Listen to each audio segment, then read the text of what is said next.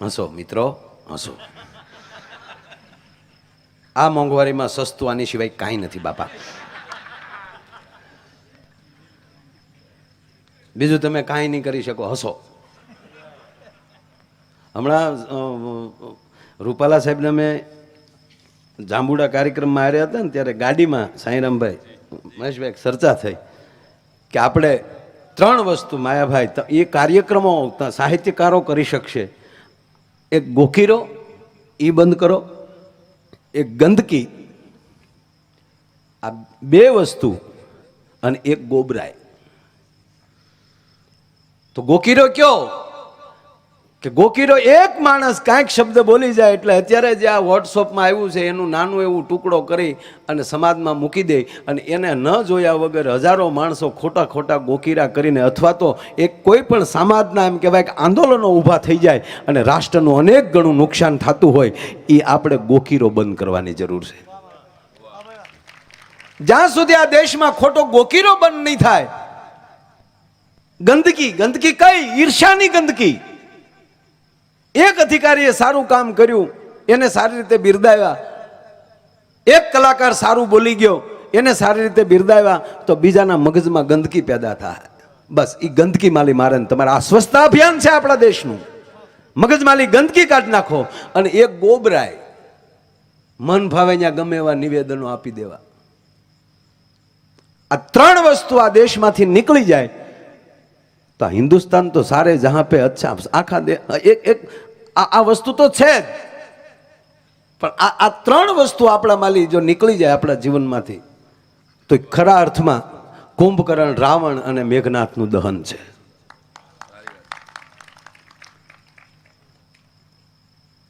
બાકી તો દર વર્ષે આપણે રાવણને બાળી નાખી છે.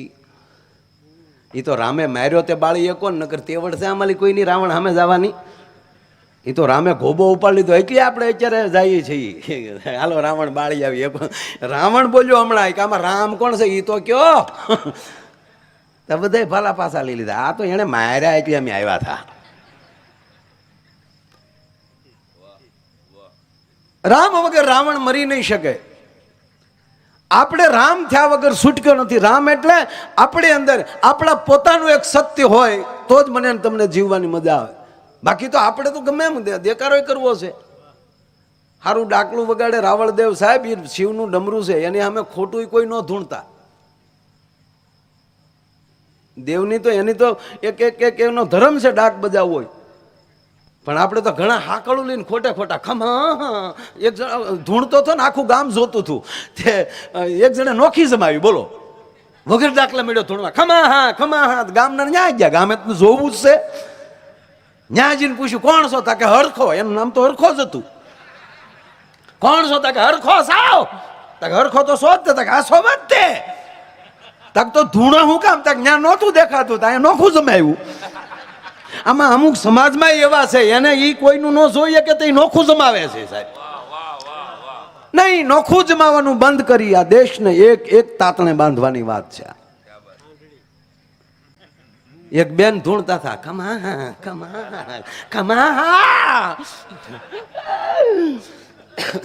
એમાં ફોન આવ્યો. સીધો મોબાઈલ કાઢ્યો, હું ધૂણું છું, અડધો કલાક પછી ફોન કરજો. ખમા. એટલે ફોન હું માતાજી ઉપાડ્યો ઈ કે પેલા ત્યાં બરોબર હાલતું થતું. એક બેન આમ ધૂણવા મળ્યા કે તું કોણ છો? તાકે બોલે પણ ધૂણી કોણ છે? તાકે એ દશામાં છે. હું એની હાંડડી છું.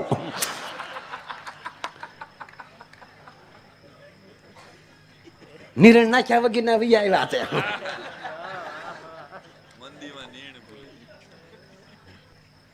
મારું કહેવાનું સુરી વાત એટલી જ છે.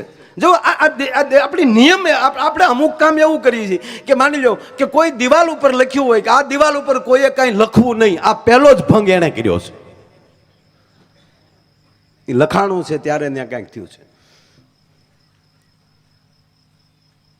જે આપણા આગળના 2 મહાપુરુષો જે મૂર્તિમાં માનતા જ નહોતા, ભગવાન બુદ્ધ અને ભગવાન મહાવીર, એ તો સમાધિને માનનારા હતા, ધ્યાનને માનનારા હતા.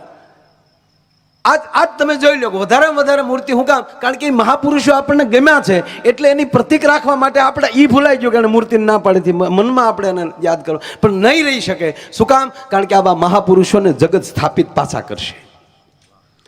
એમ તમે સમાજમાં રાષ્ટ્ર માટે કાંઈક કરશો ને તો સમાજ તમારા નામના ચોક અને તમારા નામના સ્ટેચ્યુ બનાવવાની આ જગતને તૈયારી છે, પણ રાષ્ટ્ર માટે કાંઈક કરવું એ જરૂરી છે. ભલા માણા જગત સ્વીકારે છે. આજ તમે સાંભળી લો કે વિશ્વમાં મોટામાં મોટું સ્ટેચ્યુ સરદાર વલ્લભભાઈ પટેલનું બન્યું છે.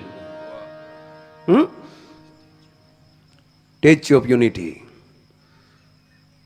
આ મહારાણા પ્રતાપના નામના ચોક છે, ભગતસિંહ નામના ચોક છે. એ કે કોઈને ટપાલું લખ્યું છું કે અમે આમ જો રાષ્ટ્ર હાટું તૂટી ગયા છો, કાંઈક કરજો એમ. હે ગાંધી બાપુ નું સ્ટેચ્યુ હતું ને, તે એની પાસે એક ભાઈ ઉભા રહ્યા, આમ ગાંધી બાપુ સામું જોયું. તે ગાંધી બાપુ કે ભાઈ, કોણ બોલ્યું? કોણ બોલ્યો હોય? ગાંધી બાપુ કે હું બોલ્યો છું.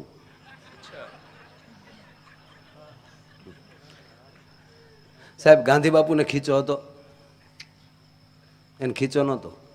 આજ કયો એવો ખીચો છે કે એમ ગાંધી બાપુ નથી.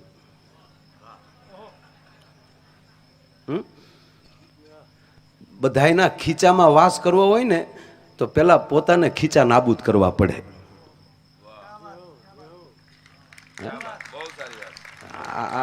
અને આપણી માવું આપણા આજે ગીતો આવેલી લોકગીતો ગવાય છે, ગીતો ગવાય છે, ભજનો ગવાય છે.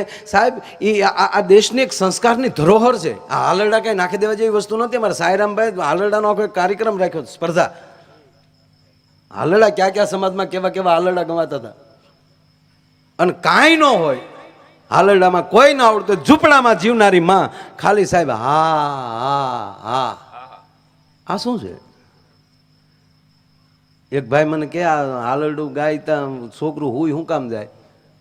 હું કોઈ માનો પ્રેમ, મને કે માનો પ્રેમ એવું કાંઈ નહીં. માં એમ કે ને હા હા હા, તા ઓલું એમ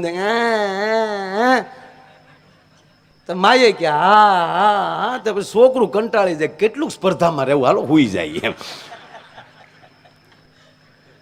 એવું નથી સાહેબ. આ દેશની માં અને આ દેશનો ગુરુ, પેલો કોઈ ગુરુ હોય તો આ દેશની માં છે, આ દેશની જનેતા છે. એ દીકરાને હાલરડામાંથી હા હાનો હણકારો સંભળાવે. શું કામ?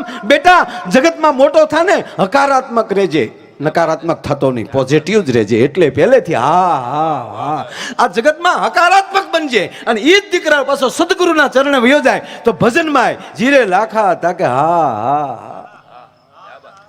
મારા દેશનું સાહિત્ય સાચું હોય હા હા, અથવા તો મારા દેશની જનેતા જે શબ્દ બોલે એ સાચો જ હોય. એટલે હકારાત્મક રહેજે અને જગતમાં જીવ હોય તો હકારાત્મક જ બનજો. નકારાત્મક બનશો તો સમાજમાં નહીં હાલે. સિગ્નલ તોડીને ન જવાય. સાયરામભાઈ કીધું હેલ્મેટનું વાત સાચી, પણ સાહેબ અમે રોડ ઉપર રખડીએ છીએ, રાત દિવસ એમ કહેવાય કે રોડ ઉપર આટા મારતા હોય. અને અમે એવા અકસ્માત જોયા છે કે નાની એવી ટોકર લાગી જાય અને એ માણસ એના પરિવાર વગરનો થઈ જાય. અને અમુક તો એવી જ રીતે નીકળે કે જાણે આગળ રોડ પૂરો જ થઈ જવાનો છે. એટલે હેઠું રે ને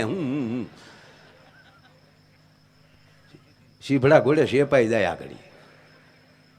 નહીં, આ શિસ્ત એ માણસની પેલામાં પેલી એ કઈ રીતે હાલ્યો જાય, કઈ રીતે એનું વાહન ચલાવે છે સાહેબ, એની ઉપર એની ઇજ્જત એક આખી ઊભી થતી હોય કે શું આ માણસની પર્સનાલિટી છે, કઈ રીતે હાલ્યો જાય છે. કાયદાને આપણે સાથે રહેવું પડશે. કાંઈક ઘટના ઘટે તો સાહેબ પોલીસને તમારે કહેવાની, કારણ કે એ ભગવાન નથી કે ગોતી લે, એને કોક ને કોક તો કહેવું જ પડશે ને કે અહીંયા મેં જોયું છે આ ઘટના ઘટી છે. આ હિંમત સમાજમાં નહીં આવે ત્યાં સુધી ગોબરાઈ નહીં જાય. આ પોલીસ સાથે સેતુ થવાનો બીજો કોઈ હેતુ નથી. આ એક જ હેતુ, કાંઈ ઘટના તમારી આજુબાજુ અથવા તો કાંઈ એવું ચિહ્ન દેખાય, વહેલી તકે તમારે ફોન કરીને કહેવું જોઈએ સાહેબ મારે મારા બાજુમાં આવું કંઈક દેખાણું છે. આપણે શું થયું જે હોય થાય, આપણા બાપનું ક્યાં છે તે અહીંયા જ આવશે રેલો. સિંધરી સામે શેડે બળે છે એનો અર્થ એ નથી કે આ શેડાનો વારો નથી એમ.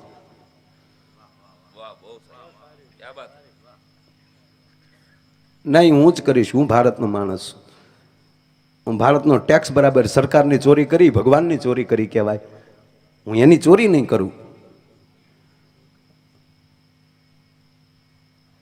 જોકે મેં એકવાર નાનો હતો તેથી બસનો દાજ્યો સોરેલો છે, પણ તેથી મને આવું કોઈ કહેવા વાળું નહોતું ભાઈ.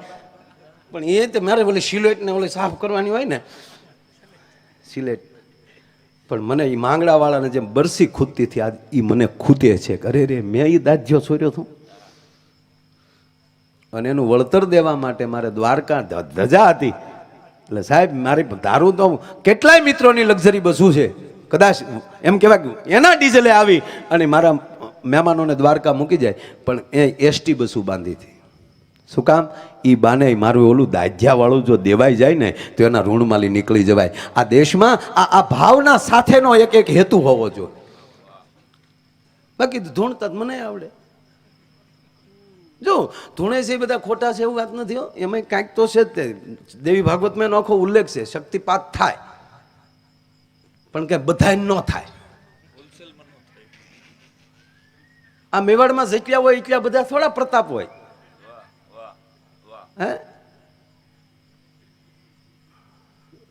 તો રાણો પ્રતાપી તો એક થાય ને. શિવાજી કઈ મહારાષ્ટ્રમાં ઘણા એ શિવાજી એક થઈ જાય એમ. બસ આ જગ્યા ખાલી છે એ પૂરતા શીખો કે હું જે ક્ષેત્રમાં છું એમાં મારું નામ કેમ નહીં. મનુ આ પ્રોગ્રામમાં જતો ને તો આપણે હું નાનો તો હતો જ તે ભાઈ.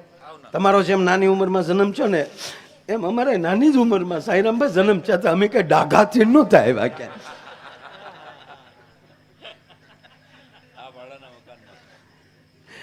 અમારા શિક્ષકને ક્લાસમાં, કારણ કે અમે ત્રણેય સ્કૂલ વાળા છીએ. અમે હું નાનો હતો ને પછી ભણવા ન ગયો તો હવે નિહાળે જ આવશો. હવે હાજરી પુરાવા જાઓ. પણ ભણવું છું અને આખી જિંદગી ભણવું છે. પાસ નથી થવું. નહીં, પાસ થયા એટલે મરી ગયા. તમે પાસ થઈ જાઓ તો ક્લાસ બદલી જાઓ ને. અંગ્રેજીમાં એને પાસ કહેવાય, ગુજરાતીમાં એને પસાર કહેવાય, હિન્દીમાં એને ગુજરી ગયા કહેવાય. ફલાણા ભાઈ કેમ નથી દેખાતા? તા કે ગુજરી ગયા. શું કામ? તા કે પૃથ્વી ખંડમાં પાસ થઈ ગયા, હવે આ ખંડમાં ન દેખાય. ભાઈ પાસ થયા છો, મરી ગયા માનો. હવે આમાં તો હું નીકળે કઈ નક્કી નહીં ને. અભણની ખોપરી છે ભાઈ. યસ સાહેબ, આપણે બધાની કૃપા ને તમે બધા મને જે કર્યો છે મોટું હમણાં, એટલે મોટો નથી, તમારો બાળક છો અને ખોળામાં બેઠો બેઠો બોલું છું. બીજના ચંદ્રને જ પૂજવામાં આવે છે. જેવો પૂર્ણિમાનો ચંદ્ર બને એટલે બીજે જ દિવસે પડ્યો થઈ જાય છે. પછી પાછું કઈ 14 ને 13 ને 12 ને 11 ને દશમ ને નોમ ને નાના રેવામાં મજા છે. એકડાએ બગડાને ધોલ મારી, સોરી નવડાએ આઠડાને થપાટ મારી. એટલે આઠડાએ કીધું કે નવડા કેમ માર્યો? તક તું મારથી નાનો છો, હું મોટો છું, હું 9 છું. અરે કે પૂર્ણાંક થઈને તને આવા વિચાર આવ્યા? તું 9 છો યાર, પૂર્ણાંક છો, અને તું આવા અમે નાના છીએ તારથી આઠડા છીએ એટલે તારે અમને આઠડા કરી નાખવાના? એવું જ હોય કે નાના હોય ને જીકો. એટલે આઠડા ને રીસડી મૂળ હાથડાને, હાથડાને રીસડી મૂળ સગડાને, સગડાને રીસડીને મૂકી પાંસડાને, પાંસડાને રીસડી એટલે મૂકી ચોગડાને, ચોગડાએ ઠપાટ મૂકી તગડાને, અને તીડી ગાંજી દૂડીને નાખી. હો, તીડીએ દૂડીને ઝૂડી નાખી. આર દૂડી દૂડિયું દૂડિયું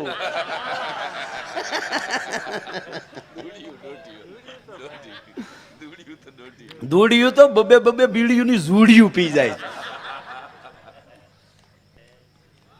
આન દૂડીનો મગજો ને એકડાને જે ઠપાટ મારી, આને એકડે કીધું કે આય બગડી, આય દૂડી કોને મારેસ? તને, તું મારથી નાનો છો, તારી ભૂલ પડે છે, તું મારી ઉત્પત્તિ છો. તારો જન્મની મને ખબર છે કે 1 + 1 = 2, પણ તું તમામ આંકડા ભેગા થઈને મને ઈ તો કયો કે એકડો શેમાલી થયો? એકડો શેમાલી થયો એ જાણી શકો તો મહાત્મા ગાંધીને જાણી શકો. એકડો કેમ થયો એ જાણી શકો તો રામને જાણી શકો. એકડો કેમ થયો એ જાણી શકો તો કૃષ્ણને જાણી શકો. એકડો કેમ થયો એ જાણી શકો તો આવો કોઈ આઈએસ કેમ બન્યો એ જાણી શકો. સાહેબ આ કાંઈ આ નાની હુની વાત છે. કેમ ભણ્યા છે ડવા તૂટી ગયા એમણામ નથી થવાતું કાંઈ. ઘણા તો હાજે 3 કોથળી પીને રાવણથી નીકળે. આપણે કોઈ ન બી પણ તારી સામે આવે કોણ? તારી હાટું કોઈ 20 વર્ષમાં જવાય તૈયાર નથી. તારી હાટું તો 3 દી ન જવાય. એકડાએ બગડાને કીધું સતા તું તકે ના ભાઈ હું આંખની વાત કરું છું, મારે આધ્યાત્મિક નથી જવું, તું હું 2 છું તું 1 છો એટલે મેં તને માર્યો. તક તો મારથી નાનું કોણ? તકે શૂન્ય. તક તો મારે શૂન્યને મરાય. જો એકડો કે હું શું કહે છે નિર્ણય લેજો. મારે મરાયા ને કે હા તારથી નાનો છે અમારે આમ ઉપરથી એટલે આવ્યો.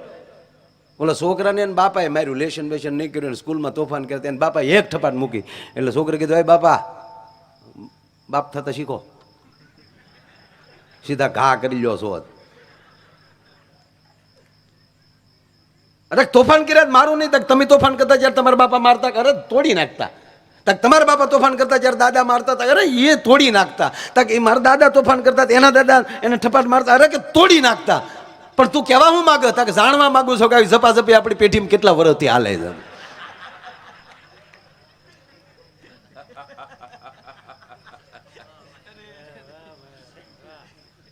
આજ એકડો કહે છે કે મીંડાને મરાય કે હા, ત્યારે બગડાને કહે છે ગાંડા ભેળા લેવાય. મરાય નહીં, નાનો હોય અને ભેળો લ્યો. અને એકડાએ મીંડાને ઉઠાવ્યો અને બાજુમાં મૂકી દીધો. કેટલા થયા? નવડેલી ઝપટ કરી. તો એકડો જ બધાથી નાનો અંક હતો. હતું શૂન્ય, કાંઈ કિંમત નથી. આપણે ભલે કાંઈ ન હોય પણ મહાપુરુષ રૂપી એકડો હોય ને એની બાજુમાં આવી જાઓ ને તો ભલા માણા આપણી 10 ગણી કિંમત ફડાક કરતી થઈ જાય. કોકને હારે રહ્યો. વાત એ છે કે આ સેતુનો અર્થ જ એ છે બસ બધાની સાથે જોડાવ. વાત એટલી પોલીસ મિત્રો આવું કામ કરતા હોય, પોલીસ પરિવાર આવો કાર્ય કરતા હોય, પોલીસ પરિવાર આવો પ્રોગ્રામ કરતા હોય તો એની અંદરથી મેસેજ એ લેવા ન રહે. હાલો આપણે સાંભળો, મને હું ઘણા કોઈ પ્રોગ્રામ લગભગ કોઈ એમાં પ્રોગ્રામ યાદ નથી હોય પણ મેં પોલીસને આ દેશની મિલિટરીને મેં યાદ કરી છે. શું કામ? એનો સિરતાસ આ દેશની રાષ્ટ્ર મુદ્રા છે, અશોક સ્તંભ છે.